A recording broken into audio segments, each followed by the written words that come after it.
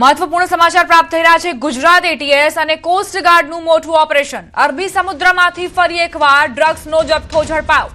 200 કિલોથી વધુનો જથ્થો ઝડપાયો હોવાની જાણકારી સૂત્રોએ આપી છે। પોરબંદર જેટી ખાતે આજે ડ્રગ્સનો જથ્થો લાવવામાં આવ્યો। કોસ્ટગાર્ડ અને એટીએસ તરફથી હજુ સુધી કોઈ સત્તાવાર માહિતી નથી મળી। કાર્યવાહી પૂર્ણ થયા બાદ સમગ્ર માહિતી આપવામાં આવશે કે કઈ રીતે આ ઓપરેશન પાર પાડવામાં આવ્યું। ગુજરાત એટીએસ અને કોસ્ટગાર્ડે આ મોટું ઓપરેશન સફળ પાડ્યું છે। અરબી સમુદ્રમાંથી ફરી એકવાર ડ્રગ્સનો જથ્થો ઝડપાયો છે। 200 કિલોથી વધુના જથ્થા સાથે આ વ્યક્તિઓ ઝડપાયા। સંવાદદાતા પ્રતેશ જોડાઈ ગયા છે વધુ જાણકારી સાથે। પ્રતેશ, આ મહત્વપૂર્ણ ઓપરેશન પાર પાડવામાં આવ્યું છે, શું જાણકારી? જી દીપા, જે રીતે કહી શકાય કે અરબી સમુદ્રમાંથી ફરી એક વખત ડ્રગ્સનો મોટો જથ્થો ઝડપાયો હોય તેવી જે વાત છે સામે આવી રહી છે। ખાસ કરીને જે ભારતીય કોસ્ટગાર્ડ અને ગુજરાત એટીએસ દ્વારા સંયુક્ત રીતે આ ઓપરેશન પાર પાડવામાં આવ્યું હોય અને જે ડ્રગ્સનો જથ્થો છે તે 200 કિલોથી વધુ હોવાની વાત છે સામે આવી રહી છે। કરોડો રૂપિયાનું ડ્રગ્સ છે એટલે કહી શકાય દીપા ઝડપી લેવામાં આવ્યું છે। અને ઈરાનની જે બોટ હોય અને ઈરાનના જે શખ્સો હોય જે સવાર તેમને પણ પકડવામાં આવી વાત સામે રહી છે। જોકે સત્તાવાર હજુ સુધી જે ગુજરાત એટીએસ અને જે કોસ્ટગાર્ડ છે તે પોરબંદર આ લોકોને લાવે તેવી વાત છે સામે આવી રહી છે, પરંતુ હજુ કોઈ આ અંગેની જાણકારી જે છે તે આપવામાં આવી નથી। દીપા, પ્રતેશ, કેટલા સમય બાદ પ્રેસ કોન્ફરન્સ કરીને જાણકારી આપવામાં આવશે? આખરે ક્યારે સુરક્ષા એજન્સીઓ આ ફોડ પાડશે કે આ જે બે વ્યક્તિઓ છે તે ક્યાંના છે, ક્યાંથી લાવ્યા હતા, એ તપાસનો વિષય છે?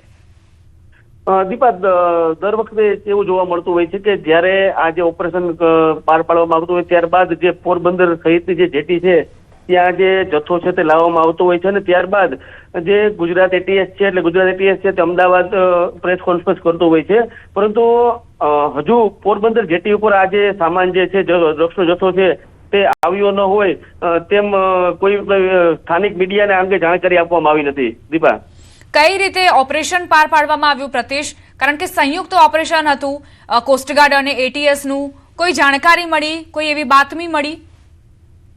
જી, દર વખતે જે રીતે જોવા મળતું હોય છે કે જે ગુજરાતનો જે દરિયાઈ વિસ્તાર જે છે તેનો ઉપયોગ કરી અને જ્યારે ડ્રગ્સ પકડાય છે ત્યારે ઈરાન છે તે ઈરાન તરફથી જ અને ઈરાનની જે બોટ હોય છે અને ત્યાંના જે ક્રૂ મેમ્બર હોય છે તે આ રીતની ડ્રગ્સ છે તે ઘુસાડવાનો પ્રયાસ કરતા હોય છે। ત્યારે ગુજરાત એટીએસ અને કોસ્ટગાર્ડને સંયુક્ત બાતમી મળી હોય અને તેના જ ભાગરૂપે આજે કાર્યવાહી કરી અને જે ડ્રગ્સનો મોટો જથ્થો જે છે ઝડપી પાડવામાં આવ્યો છે અને કરોડો રૂપિયાનું કહી શકાય કે દીપા જે ડ્રગ્સ છે તેને ઝડપી લેવામાં આવ્યું છે। પ્રતેશ, આપ જોડાયેલા રહેજો અમારી સાથે। ઋત્વિજ પણ જોડાયા છે। ઋત્વિજ, તમારી પાસે શું જાણકારી? અરબી સમુદ્રમાંથી આ ડ્રગ્સનો જથ્થો મળ્યો છે, 200 કિલોથી વધુનો જથ્થો છે અને કેટલી કિંમત હોઈ શકે છે આંતરરાષ્ટ્રીય બજારમાં?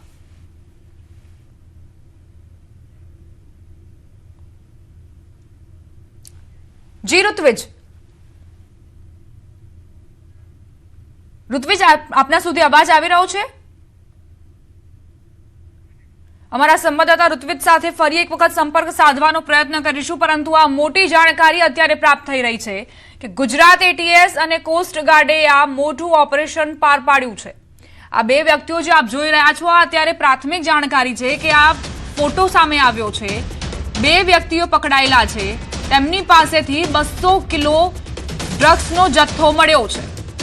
આ ડ્રગ્સ ક્યાંથી લાવવામાં આવ્યો હતો, ક્યાં સપ્લાય કરવાનો હતો, આ ડ્રગ્સનો જથ્થો ગુજરાતમાં ઘુસાડવા માટે લાવવામાં આવ્યો હતો કે કેમ, અન્ય કોઈ માહિતી છે, અન્ય કોઈ જિલ્લો છે, શહેર છે, રાજ્ય છે કે જ્યાં આ ડ્રગ્સ ઘુસાડવાનો પ્રયત્ન થતો હતો, તે તમામ દિશામાં પોલીસ તપાસ કરશે, સુરક્ષા એજન્સીઓ તપાસ કરશે અને ત્યારબાદ જાણકારી આપવામાં આવશે મીડિયાને કે આખરે આ જે જથ્થો છે તે ક્યાંથી લાવવામાં આવ્યો। સંવાદદાતા ઋત્વિજ જોડાઈ ગયા છે। ઋત્વિજ, બપોરે 1 વાગે પ્રેસ કોન્ફરન્સ દરમિયાન આખી માહિતીઓ સ્પષ્ટ થશે, પરંતુ પ્રાથમિક જાણકારી શું મળી રહી છે તમને? જી દીપા, વાત કરીએ તો ગુજરાત એટીએસ ને બાતમી મળી હતી કે મોટા પ્રમાણમાં જથ્થો છે, ડ્રગ્સનો જથ્થો છે તે પોરબંદર તરફ દરિયા કિનારે આવી રહ્યો છે। તેના આધારે ગુજરાત એટીએસ અને કોસ્ટગાર્ડ દ્વારા સંયુક્ત એક ઓપરેશન હાથ ધરવામાં આવ્યું હતું અને જેમાં ગુજરાત એટીએસ અને કોસ્ટગાર્ડને સફળતા મળી છે અને મોટા પ્રમાણની અંદર આ ડ્રગ્સનો જથ્થો પણ જપ્ત કર્યો છે। સાથે કેટલાક લોકો છે તેઓની પૂછપરછ પણ એટીએસ દ્વારા શરૂ કરવામાં આવી છે। આટલો જથ્થો ક્યાંથી લાવવામાં આવતો હતો, કયા પ્રકારનું ડ્રગ્સ છે તે પણ તપાસ કરવામાં આવી રહી છે. હાલ FSL ની ટીમ પણ પહોંચી છે અને FSL ના રિપોર્ટ બાદ હકીકત જાણવા મળશે કે આ કયા પ્રકારનું ડ્રગ્સ છે. જો કે આ ડ્રગ્સનો જથ્થો કોણે મોકલાવ્યો હતો અને કોને આપવાનો હતો તે અંગે જે ગુજરાત ATS છે તે ઝડપાયેલા લોકોની પૂછપરછ બાદ હકીકત સામે આવશે. આભાર ઋત્વિજ જાણકારી આપવા માટે.